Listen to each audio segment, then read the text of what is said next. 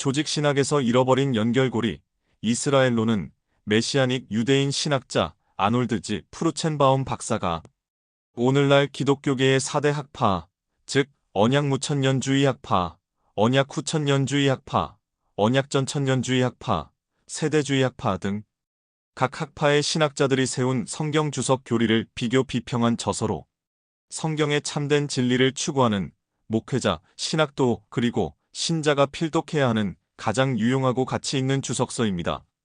기독교계라 함은 세계 기독교 3대 종파인 로마 가톨릭, 동방정교, 프로테스탄트, 개혁교회 외에 성경을 근거로 했다고 주장하는 세계의 다른 모든 교파, 예를 들어 모르몬교, 여호와의 증인, 통일교, 신천지 등과 같은 이단교파가 총망라된 단체를 말합니다.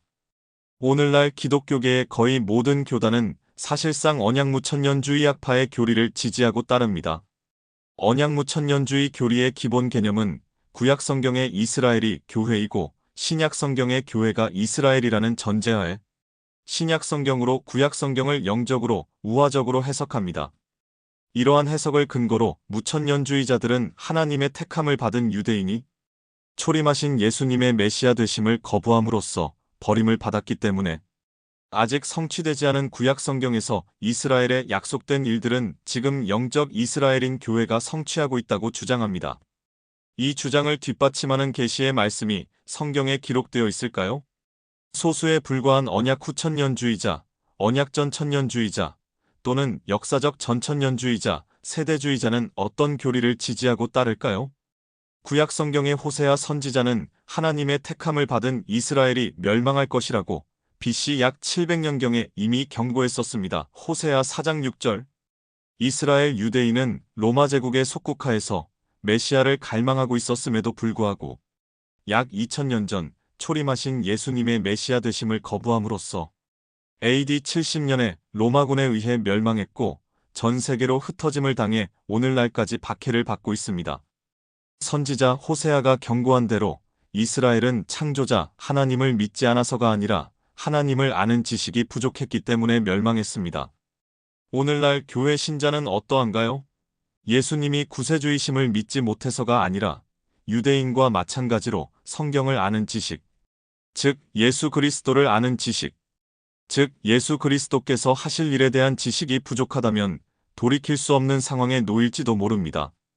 성경이 창조자 하나님의 참된 말씀이라는 증거는 성경에 예언된 일들입니다.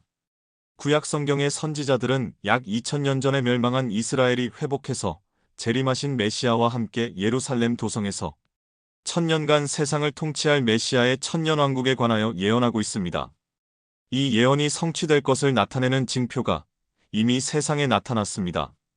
바로 1948년 5월 14일 유대인이 약속의 땅 팔레스타인에 약 2000년 전 멸망한 이스라엘 국가를 재건했습니다. 이스라엘이 존재하지 않으면 이 예언은 결코 성취되지 않을 것입니다. 네 학파 교리 모두 사람이 만든 것이고 각기 자기 학파의 교리가 성경적 진리에 가장 부합한다고 주장합니다. 조직신학에서 잃어버린 연결고리 이스라엘론은 4대 학파의 교리를 다룬 주석서 중 참된 성경적 진리에 가장 부합하는 교리를 제시한 주석서입니다.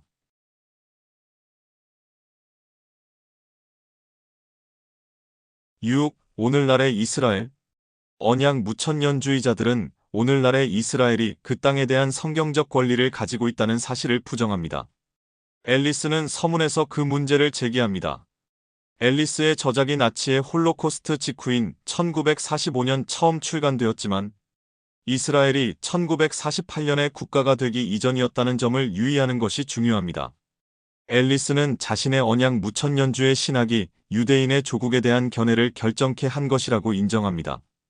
이스라엘 국가 회복에 대한 개념이 이 신학과 맞지 않기 때문에 앨리스는 종교적이든 정치적이든 사회적이든 어떠한 이유라도 이에 반대합니다. 유대인은 세계의 골칫거리라고 낙인을 찍은 앨리스는 이 문제의 해결책이 유대인의 조국이라는 것을 부정합니다. 앨리스에게 문제는 유대 민족의 조국이 없어서가 아니라 이 민족에게 약속된 메시아를 거부했기 때문입니다. 이러한 거부 때문에 유대인은 죄에 대한 형벌로 세계 민족 가운데 흩어져 있다 라고 말합니다. 앨리스에 따르면 유대인이 세계적인 문제로 남아있는 이유는 여전히 계속해서 불신앙을 하면서 아직 오시지 않은 메시아와 함께 땅을 통치하기로 예정된 특이한 민족으로 여기기 때문입니다. 앨리스는 1945년 당시에도 유대인 대부분이 더 이상 정통파가 아니었고 아직 오시지 않은 메시아에 대한 믿음을 포기했다는 사실을 무시하거나 무지한 것입니다. 유대인의 대부분은 지구를 통치하는 데 관심이 있는 것이 아니라 최근 600만 명이 학살당한 것과 같은 살인적인 박해에서 벗어나는 데 관심이 있었습니다. 다른 관점에서 보면 유대인의 문제는 유대인에게 있는 것이 아니라 대개 예수의 이름으로 유대인만은 내버려 두지 않겠다는 이방인에게 있었습니다. 앨리스의 해결책은 유대인은 민족의 고국 대신에 유대인의 희망은 교회가 온 민족에게 선포하라고 명령을 받은 하나님의 은혜의 복음, 십자가의 복음을 유대인이 받아들이는 데서 찾을 수 있다, 라는 것입니다. 교회에 구속받지 않는 유대인에게 미래는 없기 때문입니다. 유대인에게 절대적으로 필요한 것은 그리스도교 교회에서만 발견되는 하늘의 구원입니다. 하지만 이 구원이 그 문제를 해결하지 못할 것입니다. 금세기 유대인에 대한 적대감은 예수가 메시아이심을 믿지 않는다는 점이 근거가 된 것이 아니었기 때문입니다. 나치도 이를 근거로 박해하지 않았습니다. 사실 나치에게 살해된 유대인 중에 수많은 사람이 유대인 그리스도인이었습니다. 1945년에 모든 유대인이 신자가 되었다고 하더라도 종교적인 문제보다는 사회적이나 정치적이나 민족적인 문제에 근거하여 행해진 유대인에 대한 박해의 문제가 어떻게 해결될 수 있겠는가? 앨리스는 당시 어느 국가도 받아들이지 않으려는 난민으로 분류된 수많은 국적 없는 유대인을 어떻게 처리하겠는가? 앨리스의 해결책은 전혀 해결책이 아닙니다. 앨리스는 자신의 무천년주의적 접근 방식 때문에 그럴 필요가 없는 양자택일의 명제를 설정합니다. 선택사항은 그리스도인 정치가이자 성직자가 시온주의를 지지하거나 자신의 울타리 안에 있는 유대인에게 구원을 제공해야 한다는 것입니다. 세대주의는 두 가지 선택사항을 동시에 허용할 수 있었기 때문에 이 양자택일의 제안은 무천년주의의 결과입니다. 앨리스는 유대인에 관한 질문에 신학 색깔을 분명히 나타내는 사람의 좋은 예입니다. 앨리스는 성직자가 유대인에 대한 교회의 의무에 대해 개념을 결정할 것이고 그리스도인 정치가가 시온주의에 대한 태도와 그것이 조장하고 실현하고자 하는 정치적 국가적 열망을 결정할 것이다 라고 말한 것은 옳습니다. 이러한 문제에 대응하는 방식은 무천년주의자인지 세대주의자인지에 따라 달라질 것입니다. 서문의 어조는 앨리스가 자신의 저작 전반에 걸쳐 이스라엘론을 다루는 방식을 설정하고 있고 특히 똑같은 주제에 대해 세대주의적 접근을 거부하고 있습니다. 앨리스의 이스라엘론은 때때로 반유대주의 기운이 어려 있습니다. 유대인의 남은 자라는 제목의 장에서 앨리스는 세대주의에 반감이 있다는 것을 노골적으로 드러냅니다. 이 말에서 앨리스는 유대인 그 자체를 높이는 세대주의 가르침의 가장 아픈 지점에 손가락을 대고 있습니다. 세대주의자들은 유대인을 영화롭게 하고 장밋빛 미래를 부여함으로써 시온주의자들과 경쟁한다. 미래는 유대인의 것이다. 앨리스에게 있어서 유대 민족인 이스라엘의 미래에 대한 세대주의 입장은 아픈 점입니다. 앨리스가 세대주의를 시온주의와 부정적으로 연결한 것은 이번이 처음이 아닙니다.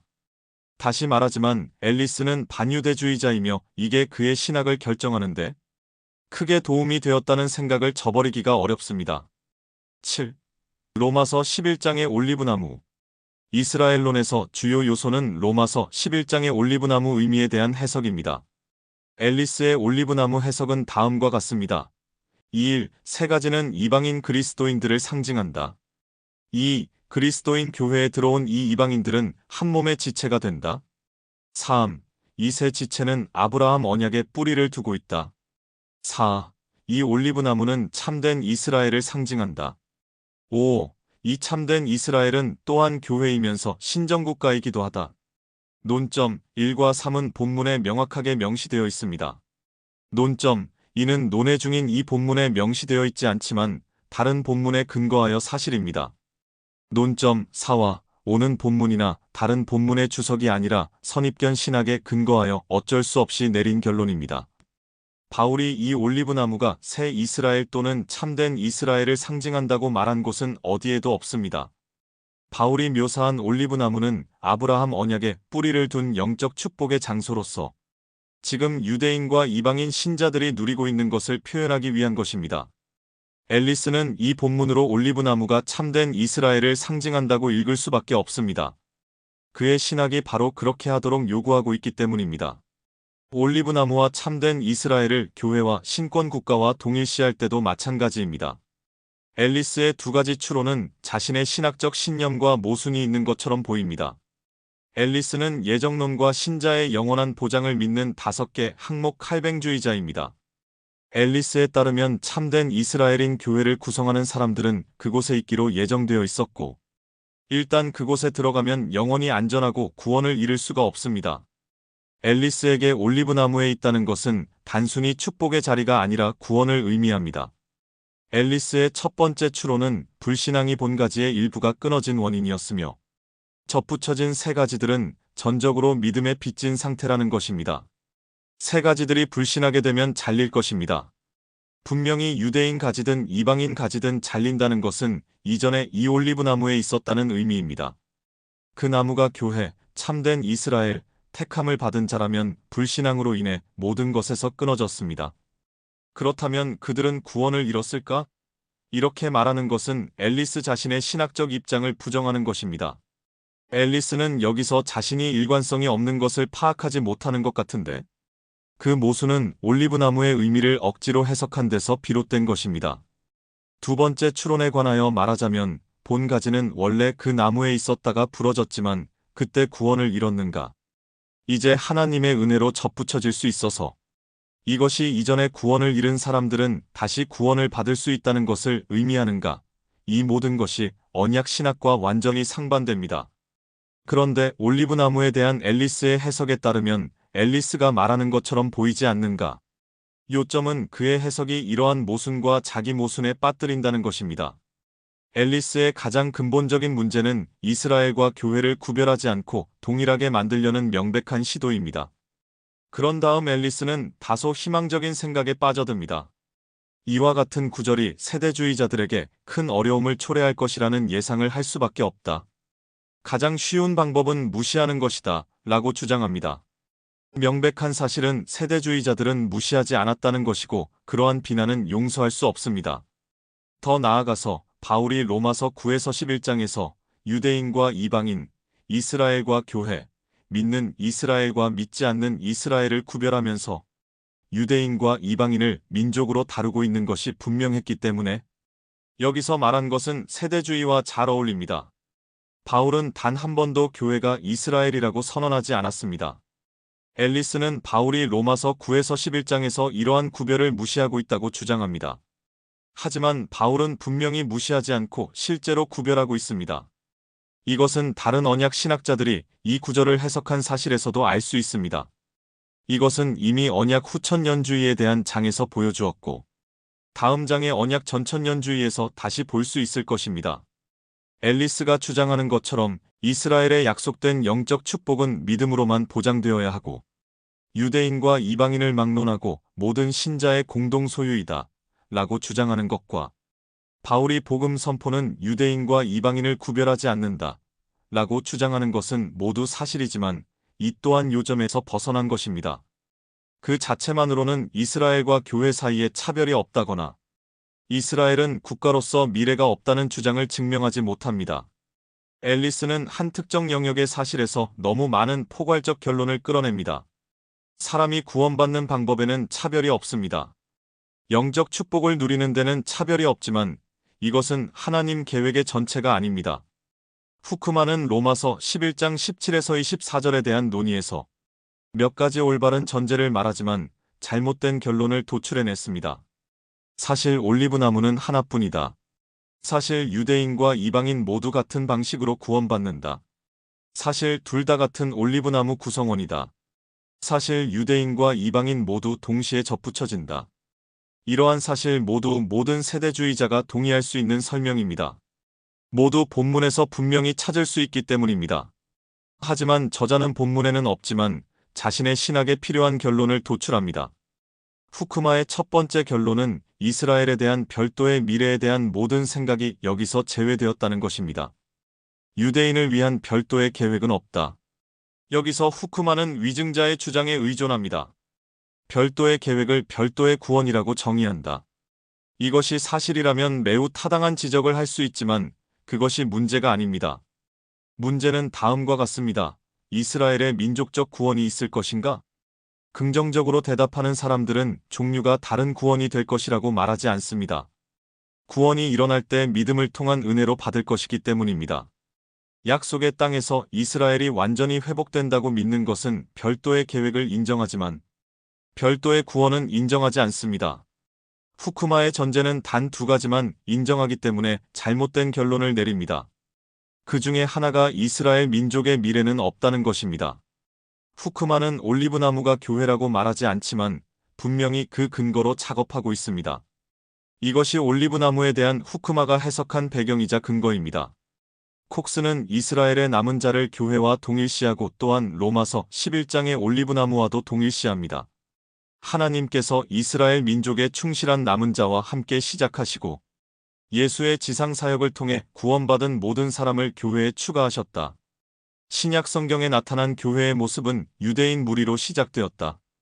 사실 코넬료는 예루살렘 교회에 차가된 최초의 이방인 개종자였던 것 같다. 그러고 나서 하나님은 바울을 이방인의 선교사로 세우셨다.